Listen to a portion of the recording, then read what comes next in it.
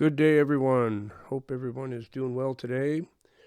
It is June the 3rd, 2025, 9:24 a.m. in the part of the world I'm coming from, which is Ontario, Canada. So, happy Tuesday. I want to talk about something very close to my heart for sure, something that really, really bothers me sometimes when I see people do it. Stigmatizing people who are addicted to drugs or alcohol, which is a drug. I mean, same thing. People who have fallen to substance abuse in a big way and have got themselves in a situation where they're physically addicted and have to go to great lengths to acquire their drugs. That's where the real problem comes in, and that's that's the part I don't condone, because people are addicted to drugs. They do some crappy things, commit crimes and stuff in order to get their drugs. Even though I've been addicted to drugs before, never once have I, mugged somebody or held up a corner store or stole something or anything. That's not something that is okay with me no matter what. Okay, I've been addicted to drugs, but not in the way like, if you're addicted to heroin, you get what they call dope sick. I've never been addicted to any drug that was the case, other than pharmaceuticals. So like antidepressants that I tried before, those addicted me real quick, and I had a terrible withdrawal syndrome. But again, it's not the kind of withdrawal syndrome where you're going to go commit a crime so you can get more of them. I could have all I wanted, and I didn't want them anymore. I just got to get off of these. This withdrawal is horrific. So I do know what withdrawal is.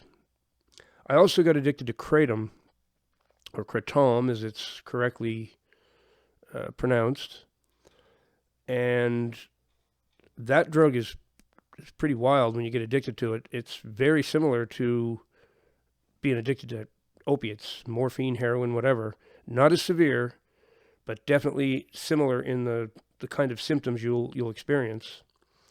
And they can get pretty nasty. Some people can't handle it at all. So I'm coming from a place where I understand what addiction is. I guess actually with alcohol, I've also been physically addicted to that before. Not severely, just the beginnings of it, and did experience what they call DTs, or delirium tremens, a little bit. Not severe, not at all severe, but enough to know that that's what was going on, and it was quite unpleasant, but it didn't last very long. It went away pretty quick, because I was just at the very beginning stages of it, which is really surprising because I drank enough to float the Titanic. I literally did.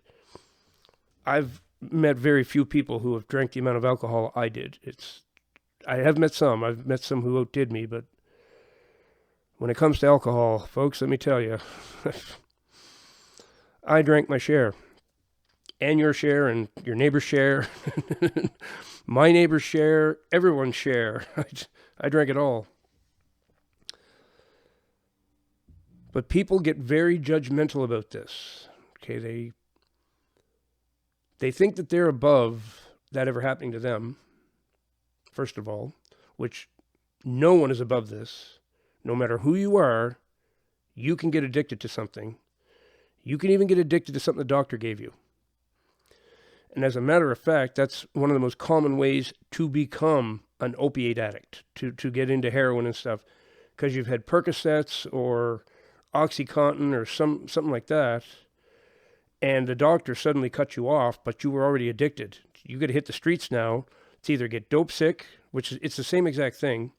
Doesn't matter if you're on heroin or Percocet. The same withdrawal syndrome exactly takes place. So, just because you're addicted to something doesn't mean you did it yourself. Your doctor may have done it to you. Doctors will give out what they're told to give out by the drug representatives that come down and give them all these free, here, pass these out. It's totally corrupt, and then they get free trips. I'll give you a trip to Jamaica, give you trip to Maui, whatever. You just hand out these pills and start prescribing them, and there's all kinds of corruption going on like that. So, when we're judgmental about someone being addicted to drugs, it's really not a very intellectual stance to take. A real intellectual stance would be to look into some work that's been done by people like Gabor Mate. I can't talk about addiction without talking about Gabor Mate, my absolute hero in that field. He's the only one who's ever fully understood it and looked at it without judgmental eyes, right? He understands what makes people addicts, how they become that. They don't just wake up in the morning and say, I think I'd like to be a heroin addict. I think that would be fun. Let me do that. It's a gradual thing, and like I say, maybe the doctor is the culprit for it starting in the first place. But other times, it's simply because the person's life is so miserable. They're in poverty. They're lonely. They might even have a physical injury or a mental incapacity. It could be anything that drives them to this. And drugs offer relief from misery. No matter what misery you're in, find the right drug and it will give you a break from it. Okay? People have a limit to what they can take. I've been there. This is it's not always the reason I did drugs. Sometimes I did it just because I wanted to party and stay awake for days or whatever. There's many reasons people will take a drug. But most times, especially when I get into the hard ones, meth and coke and stuff like that, it's looking for a break from misery. That, especially if you go, like, since my divorce, like almost 10 years ago, yeah, I did a lot of drugs in that 10 years, and that was the reason. It was a break from the misery. I don't care who you are. If you experience enough misery, you will want something to make it stop. I mean, this is how people off themselves and stuff, right? They can't stand no more. They've had enough. It's like, I can't take this anymore. And emotional misery, emotional pain, while not as severe as, like, somebody hold a blowtorch to your body or something. I mean, that's going to make you scream and flop around like a floppy chicken. That's far worse in extreme cases. But emotional pain gets very severe. Very severe. To the point, some people just can't stop crying all day. You can't stop. You're crying all the time. You can't hold food down. Your stomach's so upset from the stress and the upset you're throwing up every time you eat. Been there. Definitely been there. Spent, no word of a lie, I spent a good 5 years there.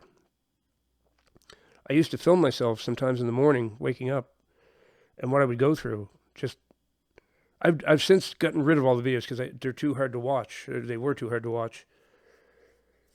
I was in some absolutely unbelievably bad shape for a long period of time. When I found methamphetamine, it's like I took it the first time, that misery ended right there, gone. And I suddenly looked in the mirror and I was smiling. I was like, whoa, this shit's pretty good. It's not. I'm not saying go out and do it. It's terrible stuff. And in the end, it will destroy you completely. But the reason people reach for it is simply that break from the misery, the absolute hell I lived in. And this is why I'm not judgmental. I've never been judgmental about people doing that. Now, if you want to judge people for their other actions, okay, you get yourself addicted to something and now you're out mugging people, beating up old ladies, stealing their purses. That kind of behavior is ghetto. It's bad. It's wrong, shouldn't happen, and you shouldn't make someone else suffer because you screwed up. Okay, so I don't condone that. That's bullshit. That's complete bullshit. If you think you get a free pass out there committing crimes and being violent to people and stealing their shit just because you're addicted to something, you're wrong. You're totally wrong. You don't get a free pass for that.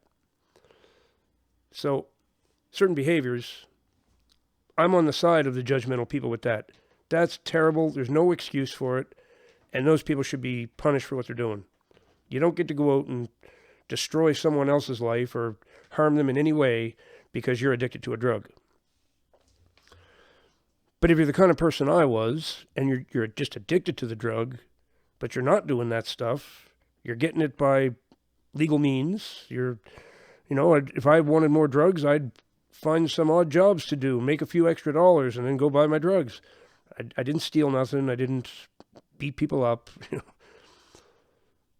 So if you're just doing it legally, like getting it by legal means, I know it's not legal to do most of these drugs, and you're doing it for a break from absolute misery and hell, then there's no reason for judgment. The people judging, in many cases, they may have grown up with a silver spoon in their mouth. They've had it real good. They've got the trust fund going on. They got a new Subaru for their 16th birthday when they were 16. Okay, not everybody has those bonuses in life. Not everybody gets them. We do create our own situation, yes. But, this world is a nasty place and bad things happen to people. And they end up in situations where they're just so miserable. Okay? This is not an endorsement for drug use. This is simply a statement on the judgmental bullshit that people pull on them. They're already down, okay? They're already down. Some of them you see them downtown here, they're hunched over on the sidewalk. Some of them are just laying on their face. I don't know how many times I stopped and shook a person to see if they were alive. Over and over I do that. And everybody else would just walk by them. Oh, well, they're dead, whatever. That's one less. That's what people think. I stop and shake them. It's like, are you okay? You alive? And usually you get some sort of reaction out of them to let you know they're alive. All right, buddy, I'm just making sure. Just seeing if you need an ambulance. And I keep going. I think this is actually part of what got me in hot water with all the street people, because it's not safe for me to walk around. And I'm getting gang stalked like crazy. And again, that kind of behavior, nope. There's nothing in this world to make me condone that.